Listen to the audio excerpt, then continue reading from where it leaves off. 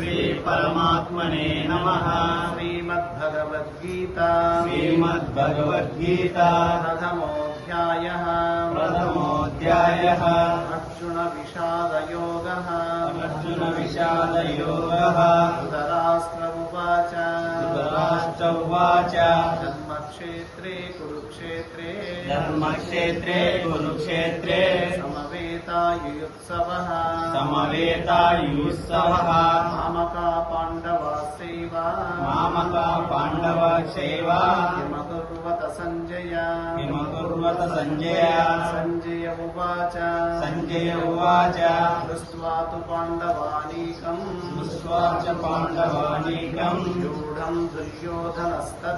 व्यूढम् दुर्योधनस्तदा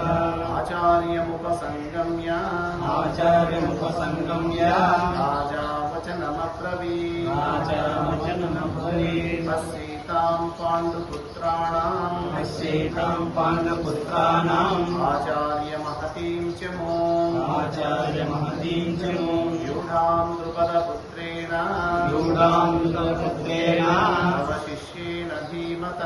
अवशिष्येन धीमता अत्र शूरा महेश्वासा भीमार्जुन समायुधि युधानो विराटश्च द्रुपदस्य महारथः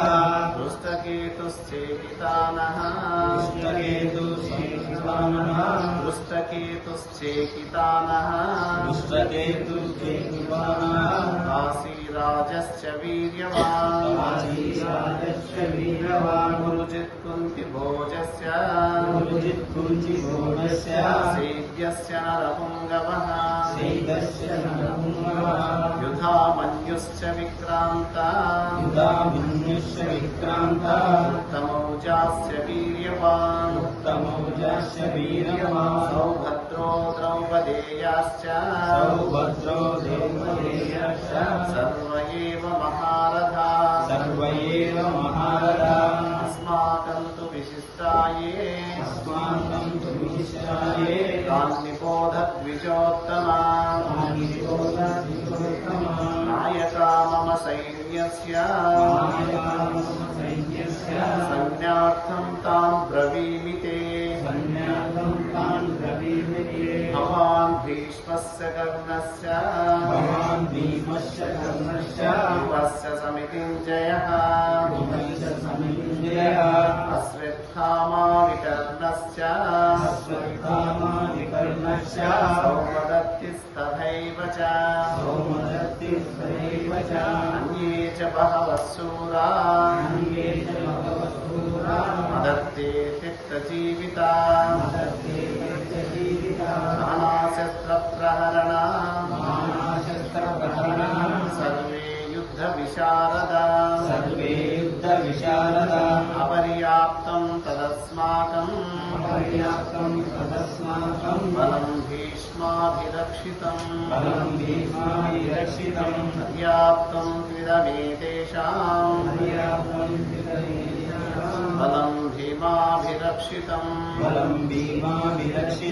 अयनेषु च सर्वेषु यथा भागमवस्थितः भीष्ममेवाभिरक्षन्तु भवन्तः सर्व एव हि तस्य सञ्जनयन् हर्षम् गुरुवृद्धः पितामहः सिंहनादं विनद्योच्चै शङ्खं दद्मौ प्रतापवान् ततः सिंहास्य भैर्यश्च प्रणवानकगोमुखा सहसैवाभ्यहन्यन्त सशब्दस्तु मुलो भव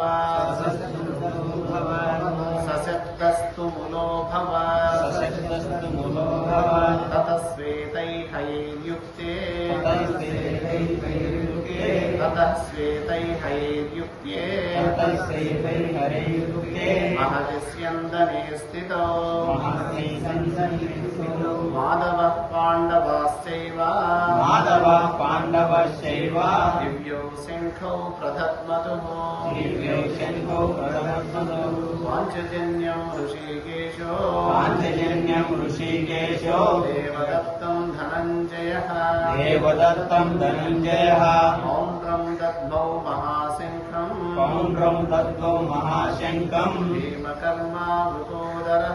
भीमकर्मावृतोदरः अनन्तविजयं राजा कुन्तीपुत्रो युधिष्ठिरः नकुलः सह देवश्च सुघोषमणिपुष्पको हास्यस्य परमेश्वासः शिखण्डी च महारथः दृष्टद्युम्नो विराटश्च सात्यकिश्च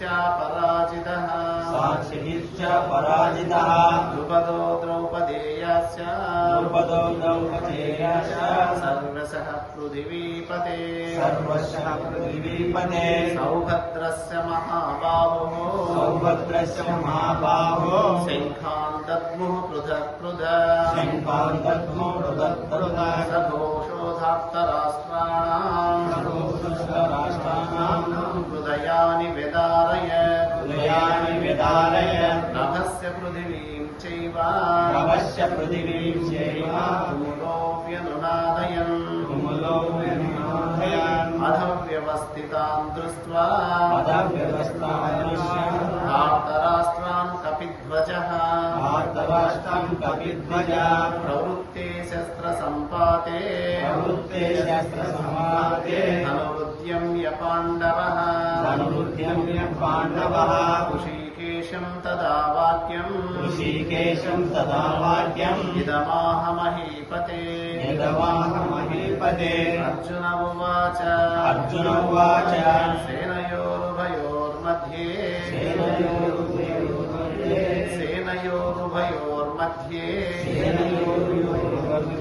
रथं स्थापयमेच्युत यावदेतान् निरीक्षेऽहम् योद्धुकामानवस्थितान् वैर्मया सह योद्धव्यम् अस्मिन् रणसमुद्यमे योक्ष्यमाणानवेक्षेऽहम् ययेतेऽत्र समागता भारतराष्ट्रस्य दुर्बुद्धे युद्धे प्रियचिकीर्षवः सञ्जय उवाच एवमुक्तो ऋषिकेशो गुडाकेशेन भारत सेनयोरुभयोर्मध्ये स्थापयित्वा रथोत्तमम्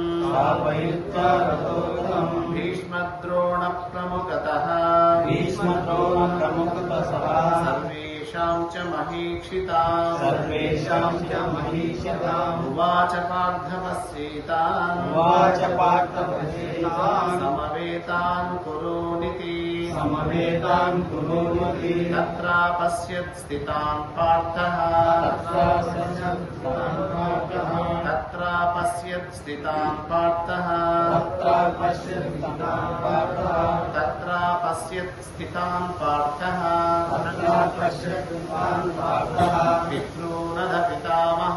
पितॄनथ पितामहान् आचार्यान् मातुलान्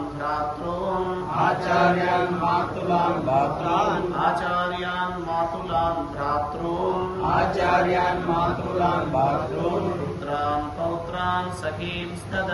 पुत्रान् पौत्रान् सखींस्तदा स्वसुरान् सुहृदश्चैव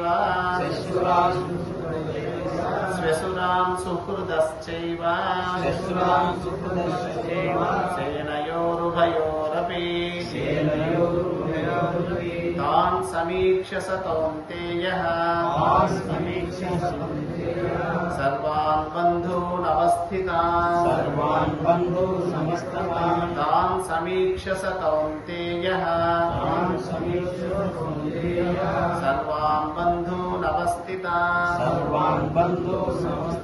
కృపయా పరయా విష్టో విషీదన్నిదమబ్రవీత్. అర్జున ఉవాచ దృష్ట్వేమం స్వజనం కృష్ణ యుయుత్సం సముపస్థితం సీదంతి మమ గాత్రాణి ముఖం చ పరిశుష్యతి వేపదుస్య శరీరే మే రోమహర్షశ్చ జాయతే గాంధీవం స్రంసతే హస్తాత్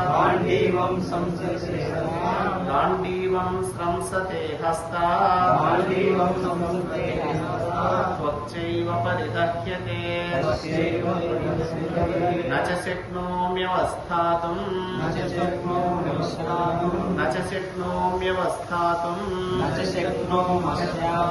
భ్రమతీవ చ మే మనః గాంధీవం స్రంసతే హస్తాత్ త్వచ్చైవ పరిదహ్యతే న చ శక్నోమ్యవస్థాతుం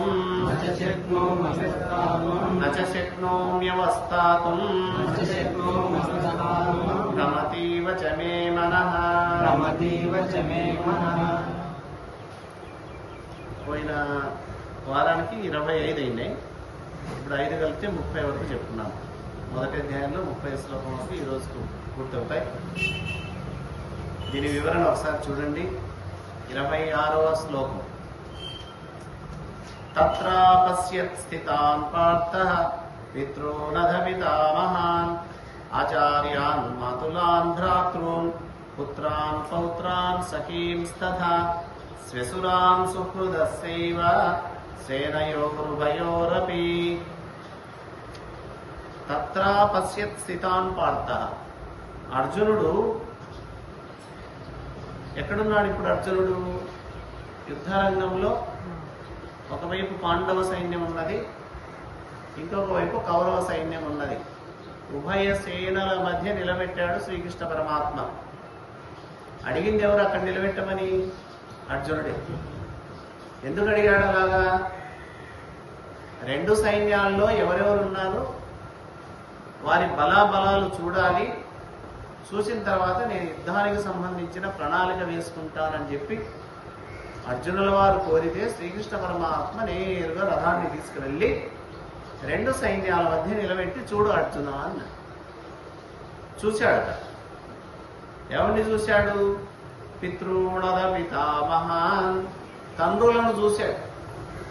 తండ్రులు అంటే పెద్ద తండ్రి కావచ్చు, చిన్న తండ్రి కావచ్చు. అంటే పెదనైనా చిన్నైనా మన భాషలో పెద్ద తండ్రి చిన్న తండ్రి. ఆ యుద్ధంలో తండ్రులను చూశాడట. భూరిశ్రవుడు మొదలగు తండ్రులను చూశాడు. పితామహాన్, పితామహులను చూశాడు. తాతగారిని చూశాడు. ఎవరున్నారు తాతగారు? భీష్ముడు మొదలగు వారు ఉన్నారు అక్కడ. వాళ్ళను చూశాడు యుద్ధంలో. తర్వాత ఆచార్యాన్, ఆచార్యులను చూశాడు. ఆచార్యులు అంటే ఆయనకు విద్య నేర్పినటువంటి గురువులు.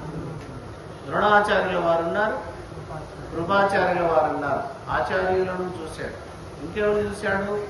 మాతులాన్, మామగారిని చూశాడు. మామగారు కూడా యుద్ధంలో ఉన్నారు. రెండు వైపులా ఉన్నారు. కౌరవ పక్షంలో ఉన్నారు, పాండవ పక్షంలో ఉన్నారు. భ్రాతృన్, భ్రాతృన్ అంటే సోదరులు. వాడు చిన్నవాడు కావచ్చు, పెద్దవాడు కావచ్చు. అన్నలను తమ్ముళ్ళను కూడా చూడడం జరిగిందట.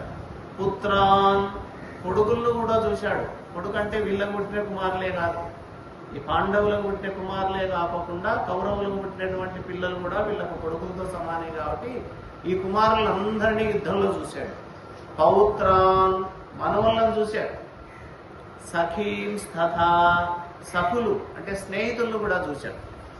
అలాగే స్వెసురాన్ మేనమామ గారిని చూశాడు, అంటే అమ్మ వైపు ఉన్నటువంటి మేనమామ గారిని కూడా చూశాడు. సుహృదస్యైవ సుహృత్ అంటే మేలు కోరేవారు అని అర్థం. అర్జునుడి మేలు కోరేవారు కూడా కౌరవుల వైపు ఉన్నారు, పాండవుల వైపు ఉన్నారు. సేనయోరుభయోరపి రెండు సైన్యాలలో, ఉభయో అంటే రెండు, అటు కౌరవ పక్షంలో ఇటు పాండవ పక్షంలో ఉన్నటువంటి సైన్యంలో ఎవరినెవరు చూశాడు? పెద్ద తండ్రులను, చిన్నతండ్రులను, తాతలను, ఆచార్యులను, మామగారిని, సోదరులను, కొడుకులను, మనుమలను, స్నేహితులను, మేనమామలను, మేలు కోరేటటువంటి బంధువర్గాన్ని మొత్తం చూశాడు. వేరే వాళ్ళు ఎవరన్నా ఉన్నారా? చెప్పండి. యుద్ధం ఎవరికి జరుగుతుంది ఇక్కడ? దాయాదులకే కదా. ఇంతవరకు వాళ్ళు దాయాదులని కానీ, పెద్ద తండ్రి గారు చిన్న తండ్రి గారని కానీ, మా తాతగారని కానీ, మా గురువుల వారని కానీ, మా మామగారని కానీ, నా కొడుకులని కానీ, నా మనవళ్ళని కానీ, నా స్నేహితులని కానీ, నా బంధువులని కానీ, నా మేలు కోరేవారు అనే ఆలోచన అర్జునుడికి ఇంతవరకు రాదు. యుద్ధం చేయాలి చేయాలి చేయాలి. శ్రీకృష్ణుడు రాయభారానికి వచ్చేటప్పుడు ధర్మరాజుకైతే యుద్ధం చేయడం ఇష్టం లేదు. ఏదో ఒక విధంగా యుద్ధం లేకోకుండా శాంతి మార్గంలో మా ఇద్దరి మధ్య సయోధ్య కుదుర్చు అని వేడుకున్నాడు ధర్మరాజు. భీముడు అలా వేడుకోలేదు. ఎందుకంటే భీముడికి కోపం. ఎక్కడ కోపం అంటే భీమునికి మిగతా విషయాల్లో కోపం రాలేదేమో కానీ, ఎప్పుడైతే నిండు సభలో భార్య ద్రౌపదిని, ఏకవస్త్రంలో ఉన్నటువంటి ద్రౌపదిని వివస్థను చేయడానికి చూశారో, దుర్యోధనుడు తన తొడ చూపి నీ భర్తలు జూదంలో ఓడిపోయారు, నీ భర్తలే మాకు బానిసలు, నిన్ను కూడా పందెంలో పందెం కాచారు, నువ్వు కూడా మా బానిసవే, కాబట్టి వచ్చి నా తొడ మీద కూర్చోని తొడ చూపాడు దుర్యోధనుడు. అప్పుడు శపథం చేశాడు భీముడు, ఇప్పుడు సమయం లేదురా, నాకు భవిష్యత్తులో సమయం వచ్చినప్పుడు అదే తొడలు విరిచి నిన్ను చంపుతా ఉన్నాడు. ఈ ప్రతీకారం, ఈ పగ మనసులో ఉంది ఎవరికి? భీముల వారి. కాబట్టి భీముడు ఈ కృష్ణుడు వెళ్ళి కార్యాన్ని ఎక్కడ చెడగొడతాడో, మా అన్న మాట ధర్మరాజు మాట విని ఎక్కడ శాంతి ఒప్పందం చేసుకుంటాడో అని భయపడుతున్నాడు లోపల. అన్నక ఎదురు తిరగలేడు, కృష్ణుడికి ఎదురు చెప్పలేడు. లోపలేమో బ్రహ్మాండమైన పగ, ప్రతీకారం తాండవిల్లుతున్నది. కాబట్టి ఒకవైపు పనులు మరుగుతున్నాడు. ధర్మరాజు అన్న శాంతి వచనాలు చెప్తుంటే కోపం వస్తుందంట భీముడు. నేను చేసిన ప్రతిజ్ఞ ఏం కావాలి? నా ప్రతిజ్ఞని నేను నెరవేర్చుకోవాలి కదా. యుద్ధం చేయాలనే అక్కసు ఉంది ఎవరికి? భీముడికి. అర్జునుడికి ఉన్నది. అర్జునుడు అదే పనిగా యుద్ధం కోసమని అస్త్రాలను సంపాదించాడు. పరమశివుణ్ణి గురించి తపస్సు చేసి పరమశివుణ్ణి మెప్పించి పాశుపతాస్త్రాన్ని సంపాదించిన మహాత్ముడు అర్జునుడు. శివుడు అంటే అంత సులభంగా ప్రత్యక్షం కాడు. అలాంటి శివుణ్ణి కూడా ప్రత్యక్షం చేసుకుని పాశుపతాస్త్రాన్ని సంపాదించాడు. ఖాండవ వనాన్ని దహించేటప్పుడు ఆయుధాలు దేవతల చేత పొందాడు. గాంధీవం మొదలగు ఆయుధాలు. ఇవన్నీ ఎందుకోసం? శ్రీకృష్ణుడు ఎందుకోసం ఇవన్నీ ఇప్పించాడు? అర్జునుని ఆ పని చేయమని చెప్పాడు తెలుసా? భవిష్యత్తులో ఖచ్చితంగా యుద్ధం వస్తుంది. ఆ యుద్ధంలో ఈ దుర్మార్గులంతా హతం చేయాలి. దుర్మార్గులను హతం చేయాలి. ఎన్నో అవకాశాలు ఇచ్చాడు శ్రీకృష్ణుడు. మారతారు మారలు. చాలా అవకాశాలు ఇచ్చాడు. ఎందుకంటే శ్రీకృష్ణ పరమాత్మకు అందరూ సమానమే. మనము బిడ్డలమే, వాళ్ళు బిడ్డలే, అందరి బిడ్డలే. మమైవ అంశో జీవభూత సనాతన. నా యొక్క అంశరా మీరంతా మనుషులే కాదు, సమస్త ప్రాణికోటి, సృష్టిలో ఉన్న 84 లక్షల జీవరాశులన్నీ కూడా భగవంతుని యొక్క అంశయే. మరి భగవంతుని అంశ అంటే భగవంతుని పిల్లలనే కదా అందరూ.